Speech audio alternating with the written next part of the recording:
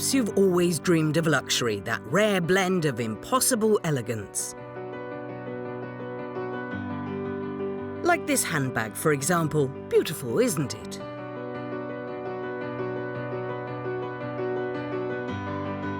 Yes, but it comes with a price. Then again, can we put a price on luxury?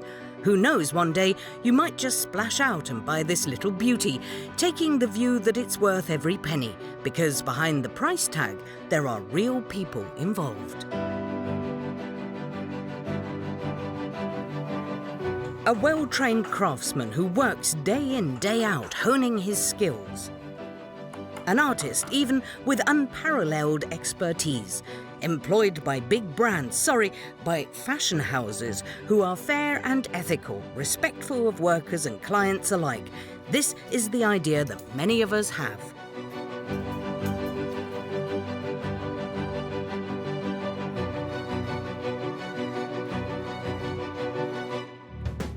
But luxury in 2017 is also a $300 million international market.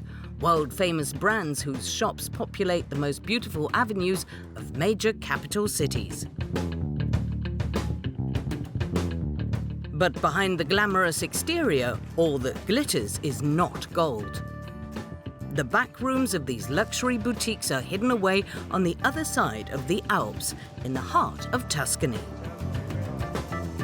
Hundreds of suppliers tanning leather for world-famous brands. With subcontracting galore, employees are overworked, or in this case, far worse. During our filming, we met some questionable bosses. We also investigated the role of industrial lobbies in a world of luxury goods that is far less glamorous than it might seem. Je voulais vous poser des questions parce qu'on était en tournage à Subcontractor. Oui, attention, monsieur. Doucement, doucement. Non, doucement, monsieur. Non, pas de violence. On n'est pas violent, monsieur. Aucune violence, monsieur, s'il vous plaît. Finally, we traced the Italian brand Max Mara all the way back to China. What we discovered there will send shivers down your spine.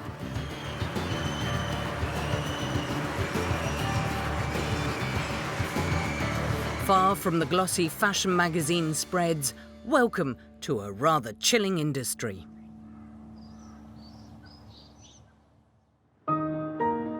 We began our investigation on our home turf.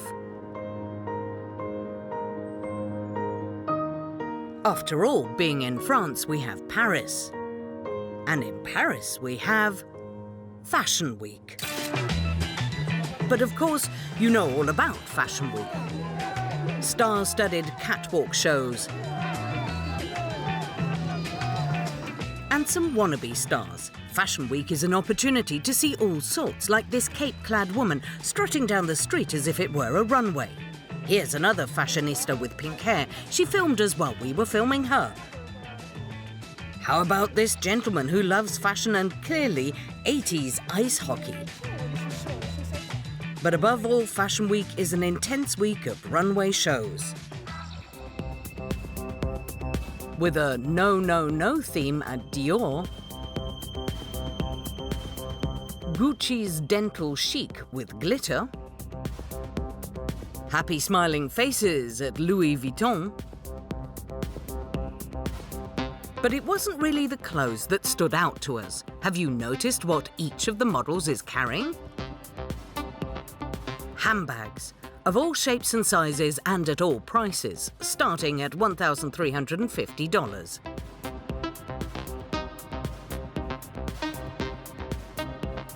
Accessories are more popular than ever. You only need to look at the figures.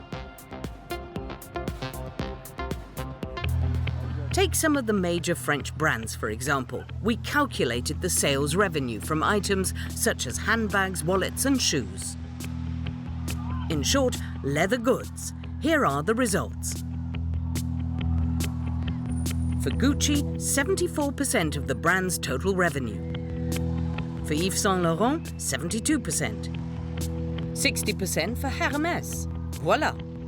You get the picture. In the world of luxury goods, leather means record-breaking profits.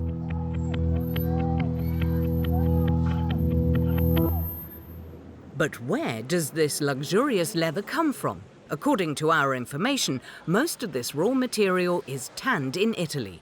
We call up each tannery one by one. It takes a while. There are 700 in total. Buongiorno. Buongiorno. Sono una giornalista francese. And we ask the same question each time. Vorrei sapere per quali marchi funziona la tua conceria. Sinceramente sono coperta da un segreto, non posso rivelare quali sono i nomi dei nostri clienti. Che sono cose riservate e a noi non ci viene detto. But some of the companies do play ball. And 700 phone calls later, our map of luxury suppliers is starting to take shape. Nous travaillons avec Celine, Scott, Vuitton, Hermès, Christian Louboutin, Berluti, Louis Vuitton. Sì, c'è Gucci, c'è Prada, Givenchy. The phone calls have brought one surprising detail to our attention. All of these tanneries and subcontractors are located in one small area of Tuscany, just 36 square kilometres.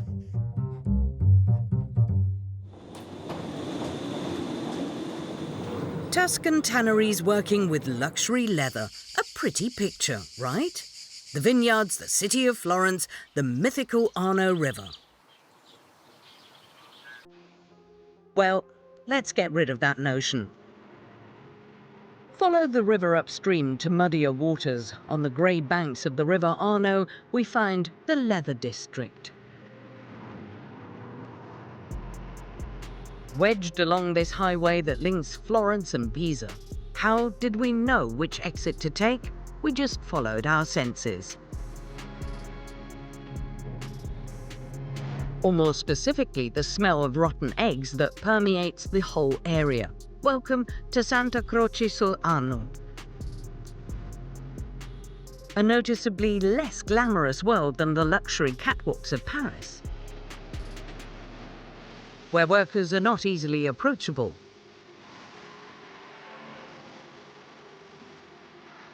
Clearly a rather secretive place. These are the luxury leather tanneries.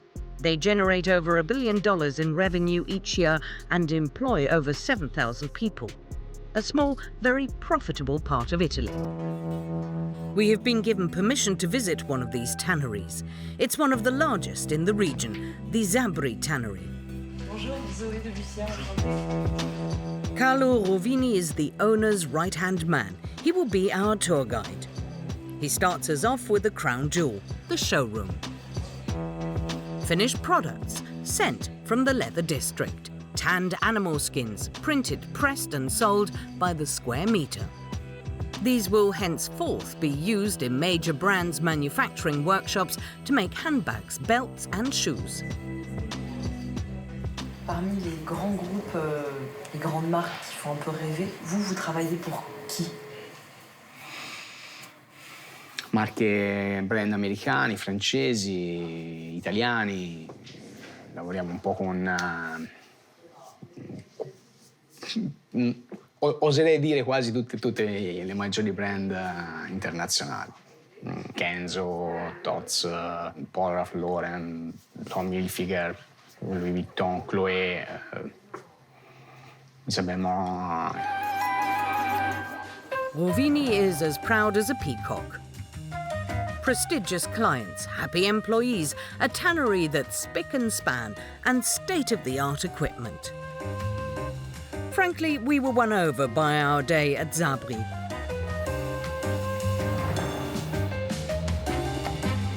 Except that here they only perform the final stages of the tanning process, the rather more pleasant ones.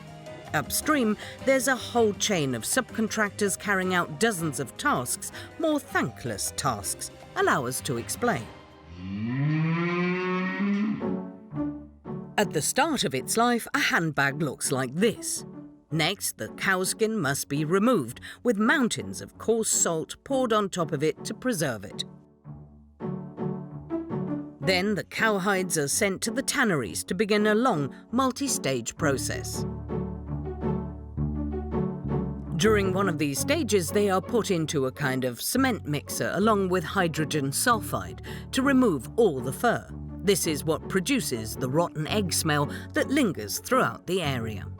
They are then transferred to these big drums and soaked with chromium salts to stop the decomposition process. They are left out to dry. And then soaked again to soften. Then re-dried, then soaked again.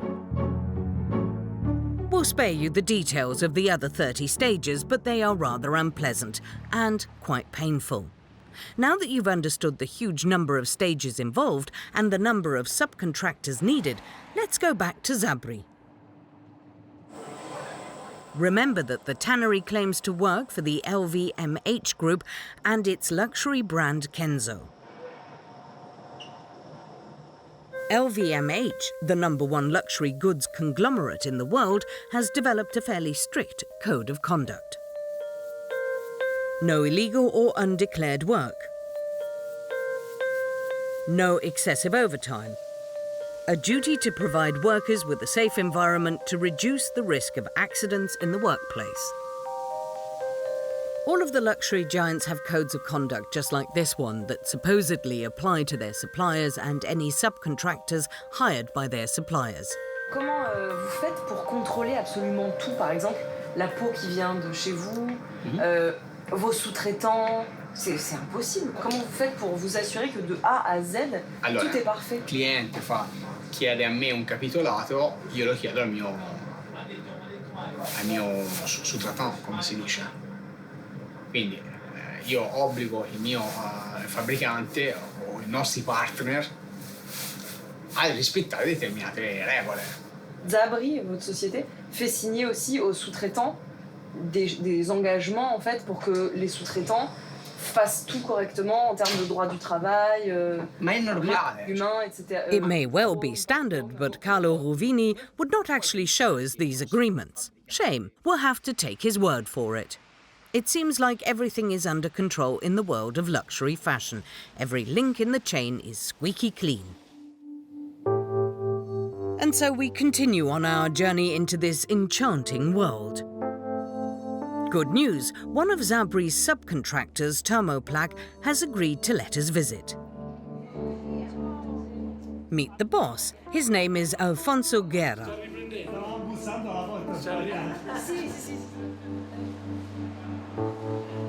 Thermoplaque specializes in drying animal skins. Large tanneries working for luxury brands such as Zabri send their leather here.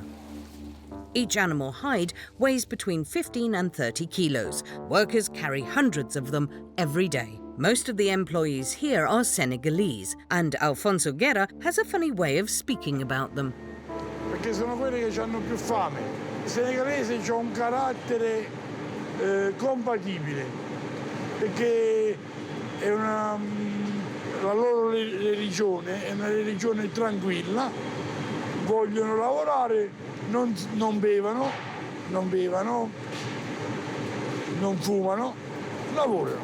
Qui c'è un po' di problema quando c'è il Ramadan, perché stanno, quando è un mese senza mangiare, allora il giorno li vedi un po'.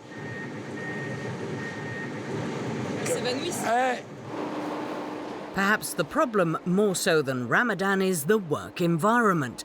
Temperatures inside the factory can reach up to 45 degrees.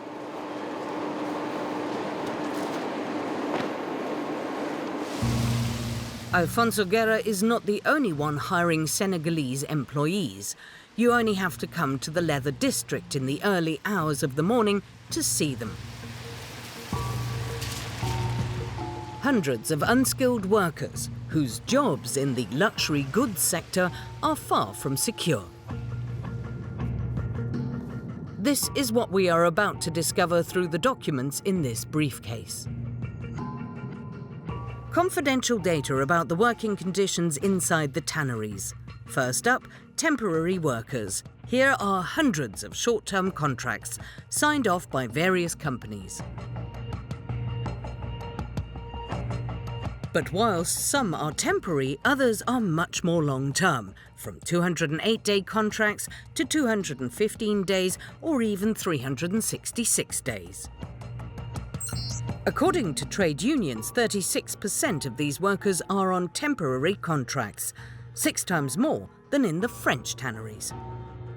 And that's not all. An internal document from the Occupational Healthcare Department lists accidents at work by nationality. According to our calculations, foreign workers are affected twice as much as Italian workers. At the Department of Occupational Health, Dr. Yaya is in charge of the tannery sector. She's been fighting for employee health and safety for the past 15 years. According to her, there is a direct link between short-term contracts and accidents at work. Questi lavoratori ormai vengono assunti per una settimana, un giorno, anche un'ora. Il lavoratore straniero che spesso entra adesso nelle concerie con un rapporto di somministrazione lavoro non ha la possibilità di farsi un'esperienza personale e rende oltretutto questi lavoratori molto più suscettibili diciamo, all'evento infortunistico. So how is the issue of health and safety addressed at Thermoplaque? All day, workers are handling animal skins soaked in chemicals. Alfonso Guerra, the perfect boss, claims that he takes it upon himself to provide protective equipment. Qui achète les protections pour les ouvriers?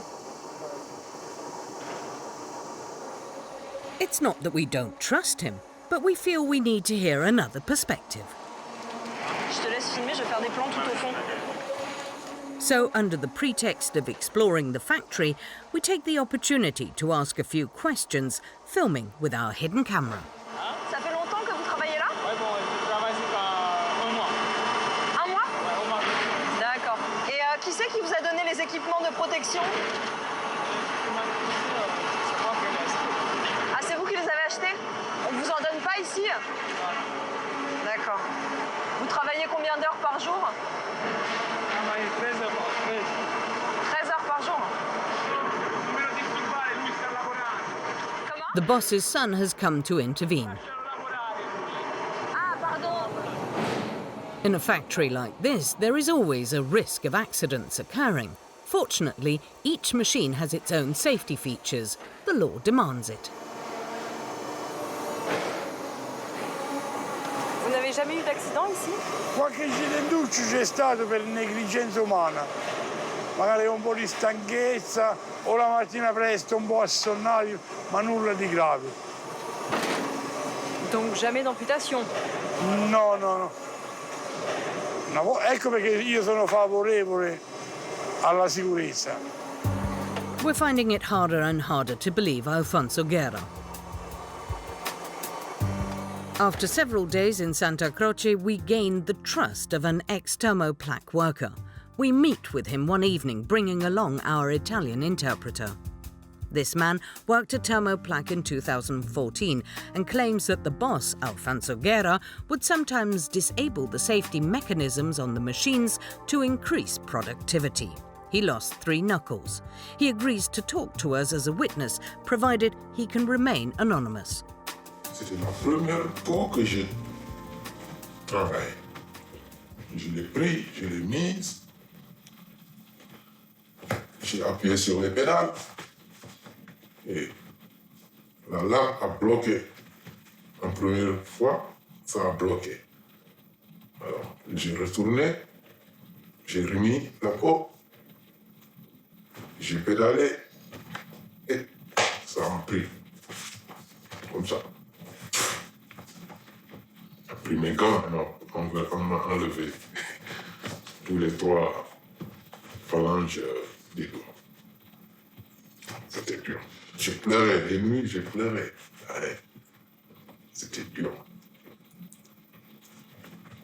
Le docteur me demande comment ça s'est passé. Et le responsable voulait mentir. Enfin, il a menti en disant que c'est autre chose. Et moi, j'ai dit non, c'est la machine. Il a dit quoi, le responsable, comme Il a dit qu'il est tombé il a tombé une planche sur mes doigts et ça a coupé les doigts. On ne poursuit plus personne.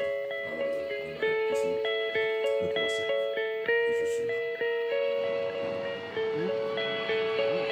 We met Czech and Fodi just 2 months after they had left Tamerplak.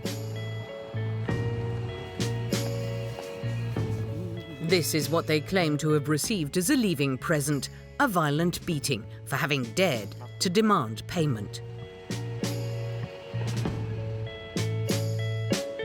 According to them, this was the work of Alfonso Guerra, along with one of his sons. Mi hanno dato appuntamento per prendere soldi qua. Poi sono venuto qui e ho trovato quello stronzo di Alfonso, qui con il suo figliolo, capirò. E altri 6 persone. Avevano bastoni, ferri, coltelli, tutto. Poi mi hanno aggressato con lui, capito, mio amico. Quando ho venuto io mi hanno colpito un bastone di ferro. According to Czech, the attackers beat him until he fell to the ground unconscious. His friend Fodi was also hurt.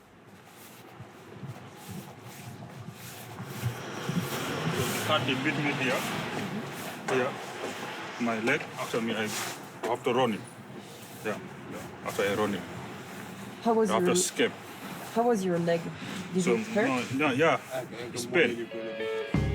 Fodi and Czech reported the incident the very next day, but Alfonso Guerra and his son have still not been called in for investigation. The 2 young men claimed they were undeclared workers and were forced to work under grueling conditions at Tamerplak. Lì proprio animale, lì, capito? Che lì non puoi andare a pesciare, né bagno, non puoi fare nulla. Se tu vuoi pesciare, giri dietro la macchina dove lavori, pesci lì, capito? Entri alle 5 di mattina e smetti alle mezzogiorno, entri alle 1 e smetti alle 7 di sera. Fai 13 ore il giorno. Quelle senegalesi che lavorano lì, lui non la paga. Non paga proprio. Se lavori 4 mesi, lui non ti paga. Since our meeting with Czech and Fodi, Alfonso Guerra is said to have physically abused another one of his employees. As far as we know, he has still not been prosecuted. A few weeks later, we go back to Tamerplak to see the boss. However, this time, we are not so well received. Ciao Alfonso. Alfonso, sono Zoe. Sì. Come stai? Bene. Tutto bene? Ho detto di no, per cortesia. Ma abbiamo... No, non abbiamo niente. Ok, va bene, va bene. Ok, va bene. One of his sons quickly intervenes. Va bene, è chiuso, ok? È chiuso. And then another comes along, despite the frosty reception. Due persone. Un momento. We attempt to ask about Fodi and Czech. Un momento. 2 persone che mi hanno detto che ci sono problemi. È vero o non è vero? Lei sta facendo cose fa. È vero o non è vero? Fatti i cazzi tua, vai via! È vero o non è vero? Per favore. Non è vero un cazzo, fatti i cazzi tua! Fatti i cazzi tua! Per favore. È vero o non è vero? È vero o non è vero? Cazzo subito! Doucement, doucement, doucement. Doucement, arrête! Doucement! On rentre. Violent bosses, arduous working conditions in the elegant world of luxury fashion. We did not expect this. Fortunately, Italy has its Labour Inspectorate. Surely they must be on the case. Buongiorno. The problem is that according to our information, they don't tend to visit the tanneries very often. Ever since Riccardo Spella was appointed at the end of 2014, there has been a dramatic decline in the number of inspections in the leather district. 26 entreprises inspectées entre 2014 et 2017, donc j'ai fait le calcul, ça fait moins de 8 par an. Rien que pour l'année 2011, il y en avait eu 104. Comment vous expliquez une telle baisse des inspections? Ora, io nel 2011 non posso sapere le motivazioni precise, però nel corso degli anni chiaramente le direttive cambiano, i target cambiano, il numero degli ispettori cambia È chiaro che noi dal 2011 in poi abbiamo avuto anche altre emergenze ben più importanti. We only have one pressing issue to address here on our tablet.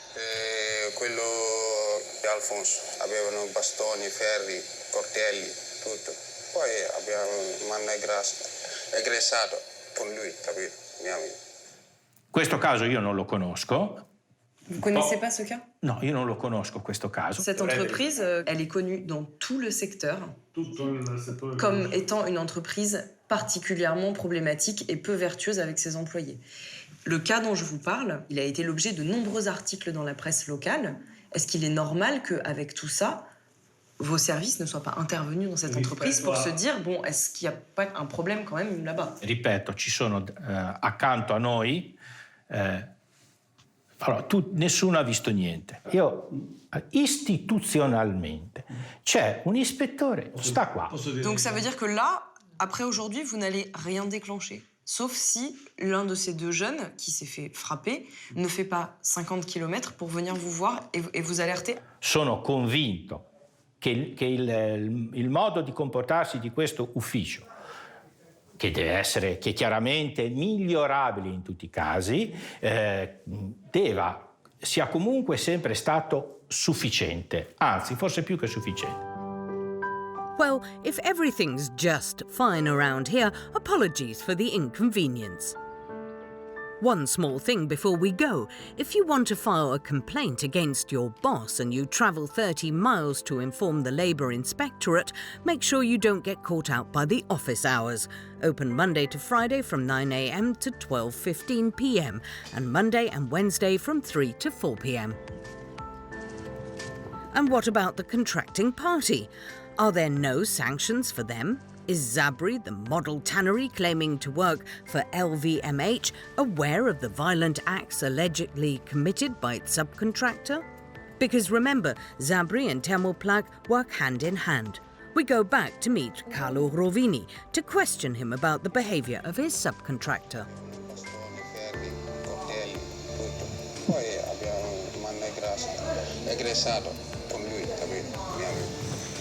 Vous travaillez encore avec Thermoplag? Non. Alors, c'est vrai que nous sommes en train d'échanger des choses avec les sous-traitants. Comme vous aviez dit que vous étiez garant de vos sous-traitants, Si. que vous étiez responsable. Oui, nous sommes garants,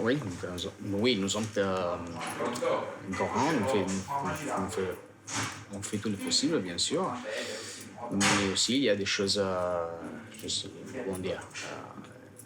Vous devez pas vous assurer que tout va bien? Certo che ci dobbiamo assicurare che tutto va bene, però se loro, io non possiamo noi, cioè, o perlomeno non so come è un po' difficile sapere se loro vengono pagati o no. Normalmente se ci sono dei problemi la prima cosa che normalmente si fa è andare a denunciare rispetto al lavoro, all'ASL, ai carabinieri, a tutto questo se ci sono delle irregolarità.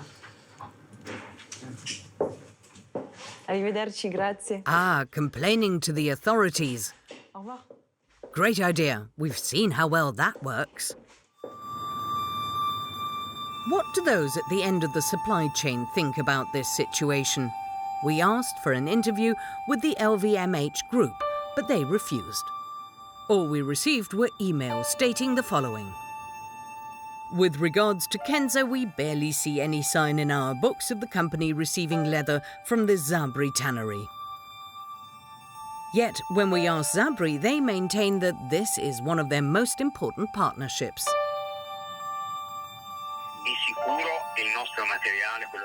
Kenzo must definitely use our leather in their products. In recent years, we have made 5, 6, 7 annual shipments directly to Kenzo. We have a long-standing working relationship. Anche adesso?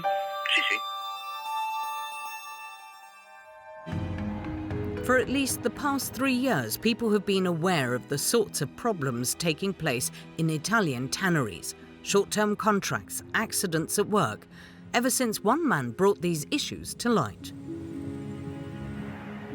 He lives in the Tuscan countryside, an hour's drive away from Santa Croce. His name is Francesco Ghisuardi. He is the president of an Italian NGO fighting for fair labour conditions for some of the poorest workers and has written a report called A Tough Story of Leather. This report was authorised and funded by the European Commission. Its publication will no doubt provoke the wrath of many leather manufacturers. Ils ont commencé à dire que tout ce qu'on avait écrit, c'était pas vrai, que c'était faux, qu'il y avait je ne sais pas combien d'erreurs. Enfin, ils allaient dénigrer le rapport, qui disait on voit bien qu'il a été fait par des gens incompétents, qui ne connaissent pas le secteur et qui ont dit beaucoup de stupidité, on dit comme ça. Voilà. A group of manufacturers asked the European Commission to call in the authors of the report. In spring 2016, 2 meetings were organised in Brussels. With one man at the helm, Gustavo González, representing Cotons, the European leather lobby. Il y avait surtout le type de cotanche qui parlait pour l'association de tanneries. Et il disait qu'il faut que le rapport sorte définitivement de circulation. Et le rôle de la Commission européenne là-dedans? Et voilà, le rôle étrange de la Commission européenne, c'était pas de dire OK, allons voir qui a raison entre les données. Non, mais ils ont pris la défense des tanneries. A report backed by Brussels that they themselves later rejected.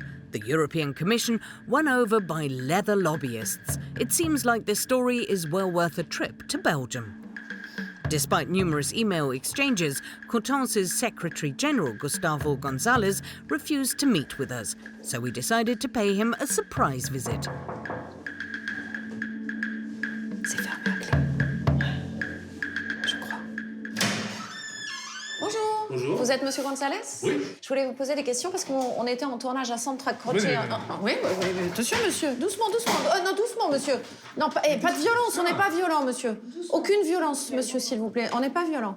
Je ne suis pas violent. Non, mais parce que vous avez failli faire tomber mon caméraman. C'est pour ça que je dis ça. Non, vous avez failli me faire tomber à moi. Non, pas du tout. Mais on revient de Santa Croce en Italie. On était en tournage. Et on a constaté du travail au noir, des heures supplémentaires en pagaille, des accidents du travail qui n'étaient pas déclarés. Vous connaissez ce rapport, j'imagine. Vous l'avez eu entre les mains. A Tough Story of Leather. Il a été publié en 2016 et il pointe les mauvaises pratiques de certaines tanneries dans le secteur de Santa Croce. Il y est écrit que les travailleurs immigrés sont 2 fois plus victimes d'accidents du travail que les travailleurs italiens. Est-ce que vous trouvez ça normal?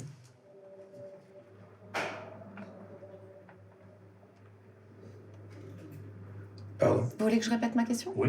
D'accord. Donc, dans ce rapport qui est ici, A Tough Story of Leather, il est écrit que les travailleurs immigrés sont 2 fois plus victimes d'accidents du travail que les travailleurs italiens. Donc, est-ce que vous trouvez cette situation normale?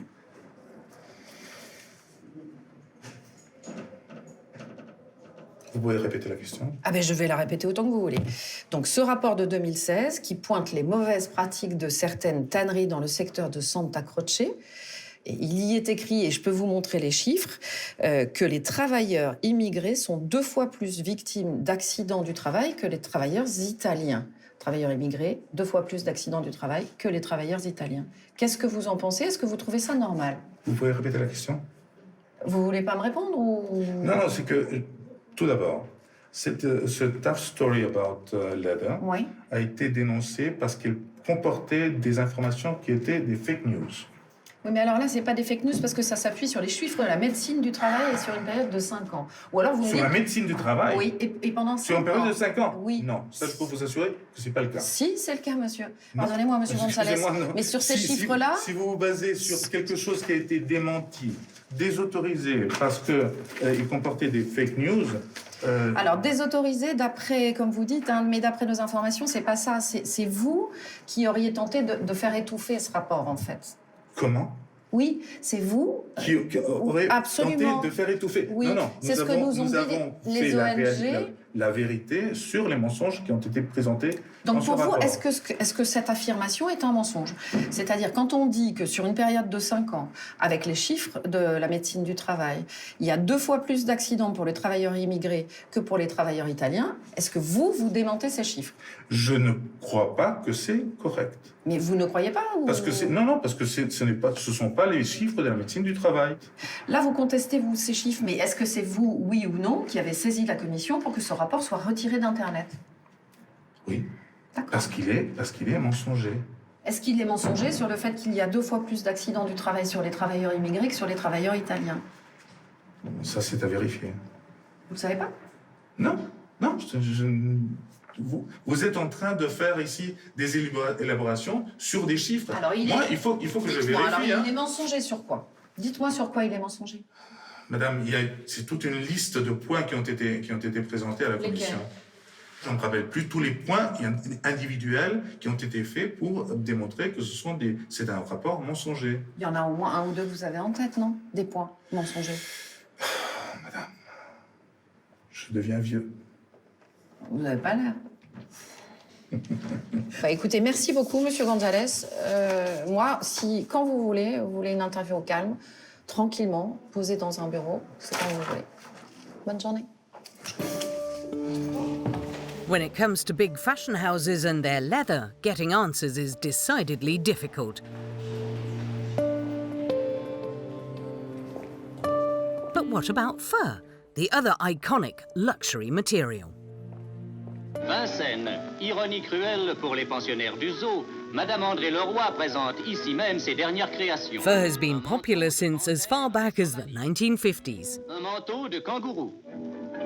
Et souhaitons à ce poney de ne pas se transformer un jour lui aussi en manteau. 20 years on, starry-eyed spectators look on admiringly at fur coats on the runway.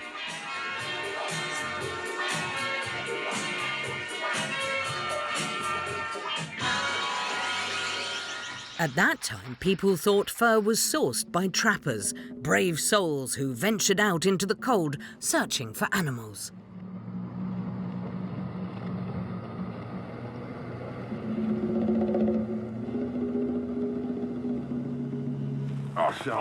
C'est un beau. Femelle. Une femelle? Ouais, femelle. Ah bah c'est bien, t'as fait du beau boulot, Jean-Marc. Since then, most fur comes from animals that are bred specifically for this purpose, and the trappers are no longer Québécois.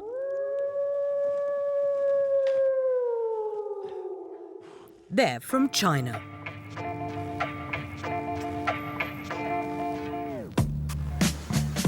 China is the world's top fur producer. If you really want to see what this industry looks like, you need to go to Daying. In the vast expanse of China, Daying is a very small town, home to 100,000 residents and 10,000 businesses, all linked to fur. There are shopping malls full of fur coats and slippers. There's the mink fur showroom. And most importantly, we have the city's emblem, the fox. How ironic. You can also go to the fur market 3 times a month. Tens of thousands of animal skins, all different shapes and sizes.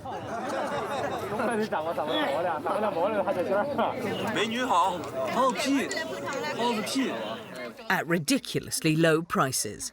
$25 yuans. That's just over $3 per animal skin.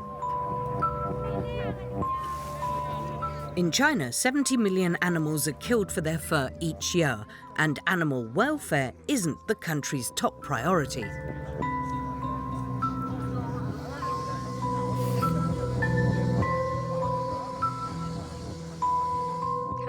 Chi Tzu-ching works for PETA, the world-famous NGO best known for its crackdowns on fur.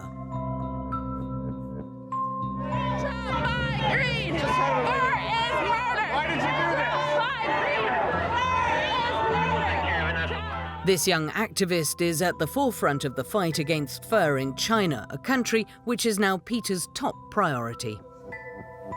对这些动物来说，当然就是最直接的，就他们没有任何的法律去保护他们。业界会有一个什么养殖啊，或是繁殖的一个规章手册，然后可能协会也会说，我们要很人道的，或是要建立动物福利，希望大家要好好的去屠宰或是养殖。但是其实它没有任何的意义，也没有监管部门。 所以其实这些东西就是没有，这些动物在养殖场或是在屠宰、在养殖的时候是没有任何保护的。Can you describe the hygiene there? I don't know if I'm clear with that. 他们的尿跟就是他们的排泄物，其实就在他们的笼下面，脚都踩着，然后常常因为没有兽医的治疗，所以他们 暴露在外面，就是开创性的伤口，也都是常常会在外面的，因为他们会有精神上的疾病，在这么狭小的空间，所以他们常常也会有旁边就是彼此会攻击的状况。然后很多我们看到的视频里面都有他们在咬食他们的同伴的状况，所以 你一进去那个环境，接下来你们看到可能就是会有很强的那个氨的味道，因为那就是他们的排泄物，也不会有医疗团队，不会有人在去清理。But which companies do these farms work for? Do major European brands use them? In this luxury fashion mall in Beijing, there's plenty of choice of fur. Fur cuffs, scarves, or these strange-looking fluff balls to be clipped onto bags. With our hidden camera, we head into Fuller, an Italian brand.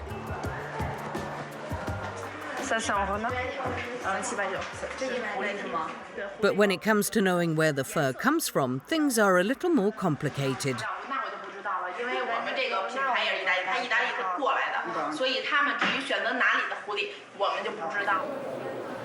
We have the same problem in all the shops we visit. It's never quite clear where the fur has come from. We head to Max Mara, another Italian brand, with 2,600 stores worldwide. We even try on this lovely little jacket.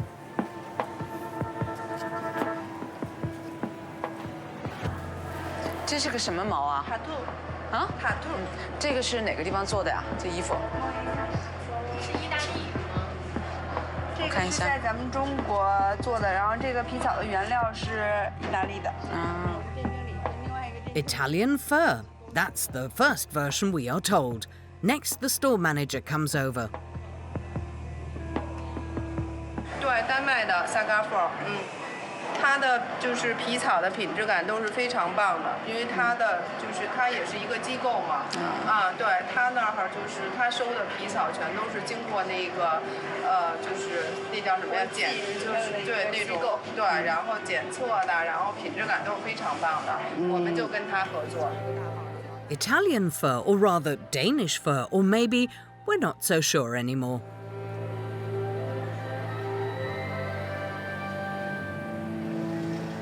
After leaving the mall, we decide to go straight to the source. We email Max Mara's customer service, pretending to be a client, and ask them directly. This was their response. We would like to inform you that our company is firmly committed to a process of continuous growth and improvement of our products, regardless of where they are manufactured. Furthermore, with regards to our fur, we can confirm that we only source from certified suppliers. The answer is not very clear. To move forward with our investigation, we have no choice but to take a new approach. We head back to Daying, Fur City, following the trail of the Max Mara rabbit fur jacket. But this time we are posing as fashion designers. We've even created a portfolio. From now on, we will be filming discreetly, sometimes with a hidden camera. We will go around factories making connections, talking sketches, and the ordering process. But we cannot seem to find anyone working for Max Mara. Then one morning, across this courtyard, we stumble upon a clothing manufacturer. Bingo! We finally found the rabbit fur jackets of this luxury Italian brand.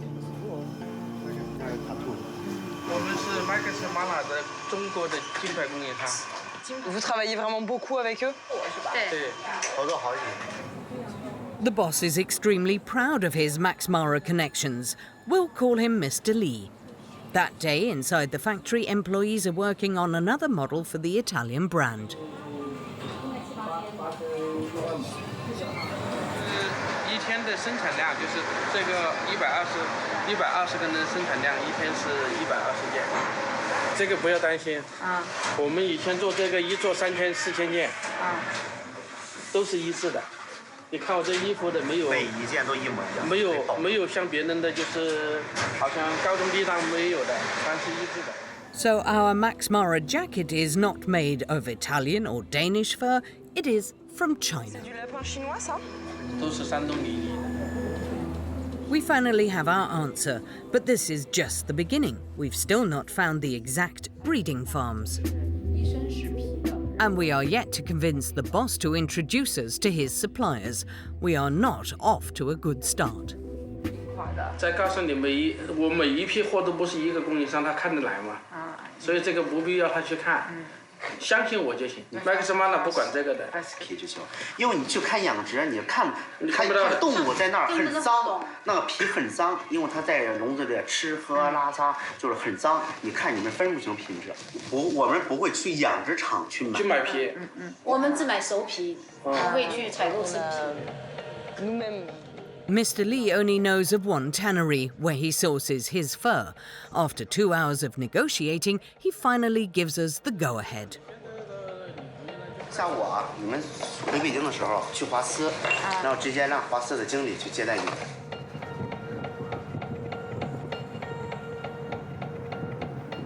Huasi is 250 kilometers north of Daying.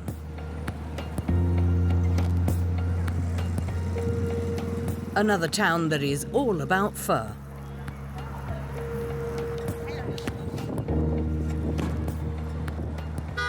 Huasi is home to the country's largest tannery. At the entrance, piles of raccoon furs lie drying in the sun. And further on, thousands of rabbit skins. Vous travaillez sur combien de pots chaque jour? 这个现在平常1万多张，忙的时候1万多张是肯定有的。平常1万多，忙的时候3万多、4几万张。 3,000 employees work in this factory, immersed in the nauseating stench of rotting carcasses. The animal skins arrive from all over the country and sometimes even from Northern Europe.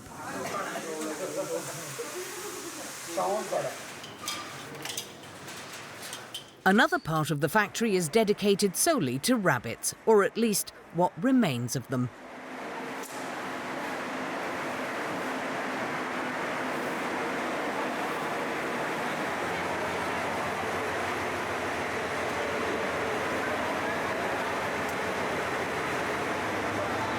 Entre 10 000 et 30 000, c'était le nombre total de pots, j'imagine. 刚才说的那个1万张和3万张，那是那个厂。现在这个厂这个土皮儿，它现在一天它能下10万张，不算这好的、狐狸的，光土皮儿就能下10万张。 To ease the workers' load in this factory, all tools are state-of-the-art. 这些不是有些东西不是机器可以代替。是vraiment这几年发展的好，就是劳苦大众多。 These workers, and above all their salary, are one of the secrets behind our beloved Max Mara jacket. Our interpreter talks discreetly to one of the employees.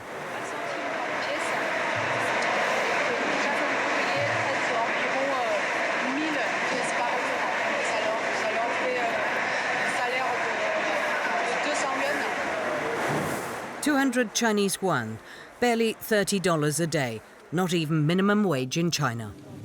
Let's go back to the rabbits. At the back of the factory, we find the furs set aside for Mr. Lee. Alors c'est là-dedans que vous faites votre choix pour Max Mara? 10%，剩下他们自己去做，不关我事。 Et vous en achetez combien par an en tout pour Max Mara? 5万张。 5万张哈。 Mr. Lee finally tells us where he gets his fur from. 这是我指定的客户，我告诉他一定跟我打另一批，他就必须打另一批。 Vous avez l'air de vraiment apprécier la fourrure de Ligny. 因为另一批是有光泽的。 This is Mr. Lee's trade merchant. He is the one who buys the fur for Max Mara in the more remote provinces. 但是供应大哥的皮主要是临沂皮，其他地方的皮它用着不合适。 If we want to visit the rabbit breeding farms, it is him we have to convince. Vous pensez que ce serait possible de vous accompagner à Ligny dans les jours qui viennent? Finally, after much discussion, we have found our ticket to Ligny.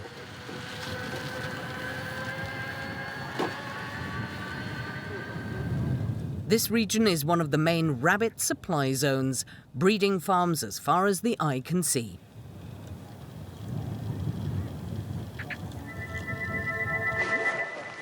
Thanks to Mr. Lee's connections, we go into one of them.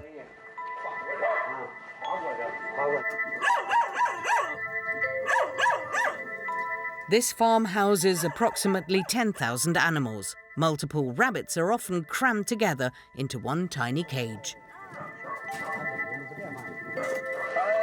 没有地方分了。我少。我这没有地没有我这分了。我说分不开，现在这俩在一块了。我这个买卖这个一分开。 Here, there are no hygiene laws for farm owners.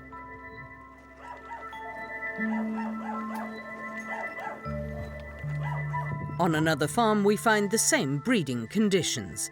Animal droppings are left to pile up around the cages.